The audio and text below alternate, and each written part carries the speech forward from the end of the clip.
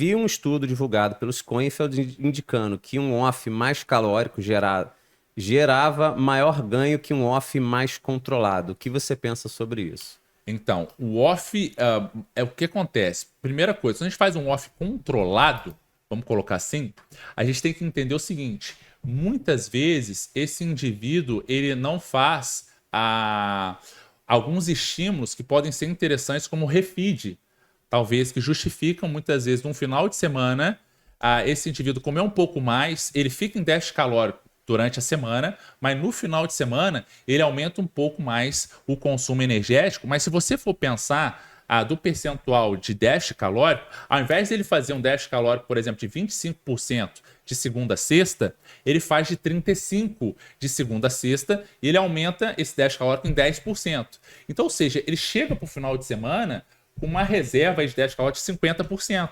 Então ele pode fazer esse consumo um pouco maior no final de semana, utilizando esse superávit agora de 25% no sábado e 25% no domingo, que de uma maneira geral daria esses 50%. Se você for pensar do ponto de vista matemático de calorias, é a mesma quantidade.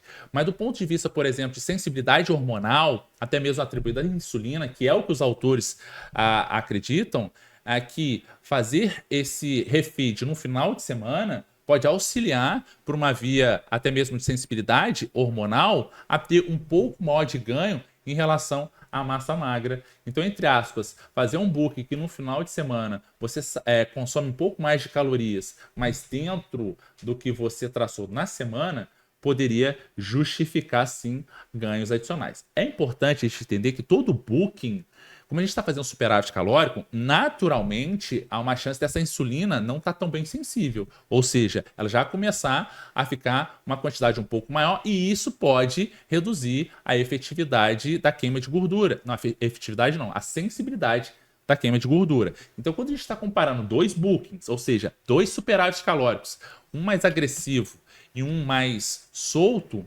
o que pode justificar é que o mais solto faz com que esse indivíduo consuma um pouco mais de energia, se sinta tão recuperado que no outro dia pode treinar melhor. Então, essa poderia ser uma justificativa que, às vezes, um book mais solto e que, às vezes, você contempla um pouquinho mais essas calorias, no outro dia você pode compensar com um treinamento. São hipóteses, porque se nós formos colocar num ambiente controlado de calor, hipotético, né? Que, porra, ambiente controlado de calorias e dieta só com modelo animal. Porque na vida, a maior dificuldade a gente tem. Mas essa poderia ser uma justificativa, especialmente, tanto pelo componente psicológico, que às vezes eles falam assim, não, vou comer um pouquinho mais hoje, porra, vou tomar um rodízio de pizza aqui, vou comer umas 2 fatias a mais, 3 fatias a mais, enquanto ele poderia, ao invés de comer as 3 fatias de pizza, comer um pouco mais de arroz com feijão. Ia ser um superávit, mas de certa forma, em relação, às vezes, ao consumo de gorduras, talvez seria diferente. Mas do ponto de vista de prazer, do ponto de vista também de estado de relaxamento, talvez isso poderia ajudar muito mais, principalmente no outro dia, ele ficar mais relaxado e voltar a treinar melhor, porque às vezes na cabeça dele também ele fala, nossa, comi uma coisa gostosa. E comer coisas gostosas que fazem um significado, do ponto de vista psíquico, é bem interessante até mesmo para o outro dia esse indivíduo treinar melhor. Show. Poderia ser uma hipótese. Download do podcast, o seu podcast na educação física. Se você curtiu esse corte, faça a inscrição no canal e ative o sininho para mais novidades.